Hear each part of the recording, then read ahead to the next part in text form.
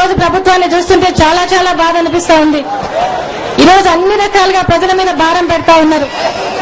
ప్రజలకు ఖజానా పెంచుకోవడానికి మాత్రమే వాళ్ళ బాధ్యత అనుకుంటా ఉన్నారు.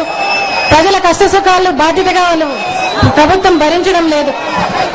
ఇవాళ చూస్తే ఆర్టీసీ బిల్లులన్నీ చాలా పెంచడం జరిగింది. మరి కరెంట్ అయితే సర్చార్జీల పేరుతో మరి కరెంటు పెంచి రైతులకు క్రాప్ హాలిడే ప్రకటించడం జరుగుతూ ఉంది. మరి అదేవిధంగా పరిశ్రమలకు క్రాప్ హాలిడే ప్రకటించడం జరుగుతూ ఉంది. మరి రిజిస్ట్రేషన్ అంటూ వేల కోట్లు దండుకుంటున్నారు. ఇవాళ మద్యం అయితే ఏరులై పారుతా ఉంది. ఇవాళ మరి ఎరువులైతే 300% పెరిగాయి. మరి ఈ రోజు విత్తనాలైతే ఎక్కడ దొరకడం లేని పరిస్థితి. మరి గిట్టుబాటు ధరలు లేవు ఇవాళ. మరి వాటన్నిటితో పాటు మున్సిపల్ పన్నులు, నీటి పన్నులు అన్ని పెరగడం జరిగింది ఇవాళ. మరి నిత్యావసర ధరలు చూస్తే కొండెక్కి కూర్చున్నాయి ఇవాళ. మరి పేదవాళ్ళు ఇవాళ మలమల మాడిపోతా ఉన్నారు ఇవాళ చూస్తా ఉంటే. మరి ఈ రోజు నిలదీయాల్సిన చంద్రబాబు నాయుడు గారు మరి నిలదీయకుండా మరి ఇదేమి ప్రభుత్వము, ఇదేని చెప్పి అడిగేదానికి మనసు లేదు. మొన్నటికి మొన్న అసెంబ్లీ 5 రోజులు పెడితే అసెంబ్లీలో ప్రజల సమస్యల గురించి ఒక్క రోజు కూడా వచ్చి మాట్లాడింది లేదాయన. 5 రోజులు పెడితే రోజుకు ఒక 5 నిమిషాల పాటు లాస్ట్ లో వచ్చి వెళ్ళిపోయేవారు చంద్రబాబు నాయుడు గారు. మరి అలాగుంది. ఈరోజు అవిశ్వాసం పెట్టమంటే అవిశ్వాసం కూడా పెట్టనంటున్నాడు ఇవాళ.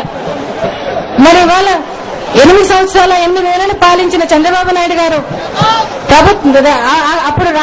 అప్పుడు ప్రజలను రావణ కాష్టంలాగా తయారు చేసినాడు ఆయన.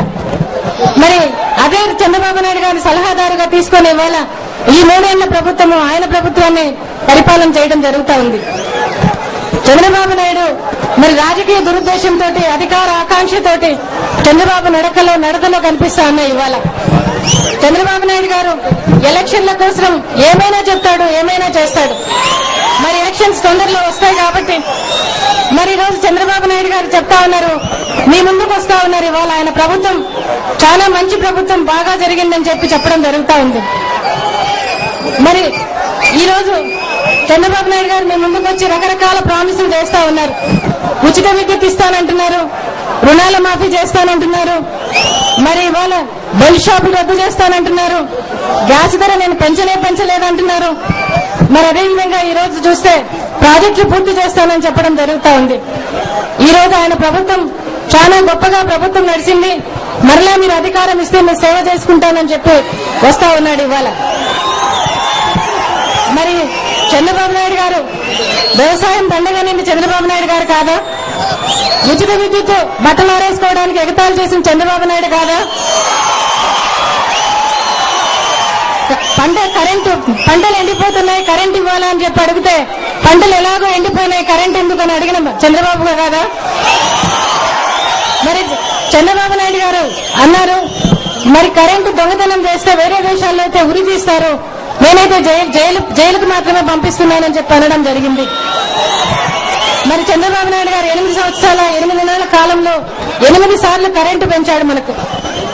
మరి చంద్రబాబు నాయుడు గారు ఏవైతే ప్రామిసులు చేసి బయటకు వచ్చారో మరి ఎన్టీ రామారావు పెట్టినవన్నీ కూడా తీసివేయడం జరిగింది. చంద్రబాబు నాయుడు గారు మరి ₹2 కిలో బియ్యం 500 రూపాయలు చేయడం చంద్రబాబు నాయుడు గారు కాదా? మద్యపాన నిషేధం రద్దు చేసింది ఆయన కాదా? మరి అంతేకాకుండా బెల్ట్ షాపులు రద్దు చేస్తానని చెప్తాన్నారు. ఇవాళ బెల్ట్ షాపులు గ్రామాల్లోకి తీసుకొచ్చింది ఆయన కాదా? గ్యాస్ ధర నేను పెంచలేదంటున్నాడు.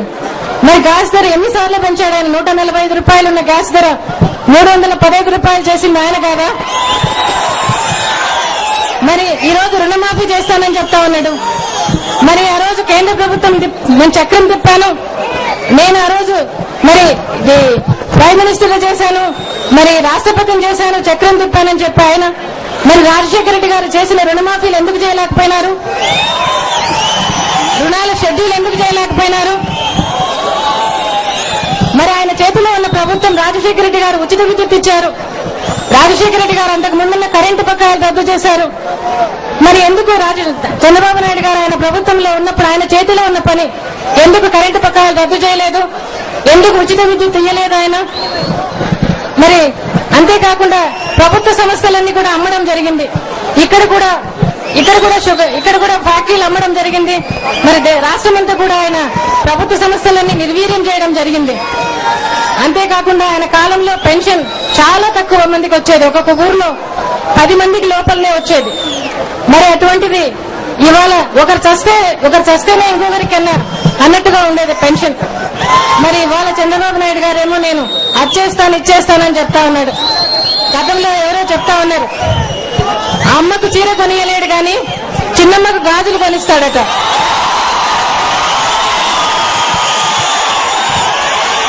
ఇది నిజంగానే అనిపిస్తా ఉంది ఈ సామెత విన్నప్పుడు. మరి చంద్రబాబు నాయుడు గారు కాంగ్రెస్ పార్టీ కలిసి పనిచేస్తా ఉన్నాయి. ఇవాళ జగన్ బాబుని ఇబ్బంది పెట్టడమే వాళ్ళ ఏకైక కార్యక్రమం. ప్రజల్లో ఉండే నాయకుడిని తీసుకెళ్లి జైల్లో పెట్టారు. ఇవాళ జైల్లో పెట్టి 5 నెలలు దాటిపోయింది. ఇవాళ ఆయనకు బెయిల్ ఇవ్వాలంటే బెయిల్ వచ్చే రోజుల్లో ఏదో ఒకటి కార్యక్రమం పెట్టి ఆయన ఇబ్బందులు పాలు చేస్తా ఉన్నారు, బెయిల్ రాకుండా చేస్తా ఉన్నారు. ఇవాళ మరి దేవుడు చూస్తా ఉన్నాడు. జగన్ బాబు తొందరలో బయటకు వస్తాడు, మరలా మీ మధ్యలో మీతో ఉంటాడు.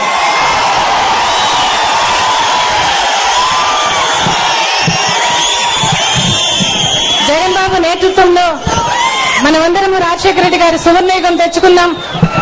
మరి ఆయన చెప్పినవన్నీ కూడా రాజశేఖర రెడ్డి గారి జెండా ఆయన జెండాగా పెట్టుకున్నాడు. ఆయన సంక్షేమ పథకాలన్నీ కూడా ప్రజలకు మళ్లీ అందిస్తాడు ఆయన. మరి ఆయన ప్లీనరీలో చెప్పినవన్నీ కూడా అమ్మఒడి అయితేనేమి, పెన్షన్ అయితేనేమి, మరి అందరికి రైతులకు బడ్జెట్ అయితేనేమి, ఇవన్నీ కూడా అన్ని రకాల సంక్షేమం ప్రజలకు అందుతుందని ఈ సభాముఖంగా నేను తెలియజెప్తూ, మీ అందరూ చూపించిన ప్రేమకు మరొకసారి నేను చేతులెత్తి నమస్కరిస్తూ సెలవు తీసుకుంటున్నాను.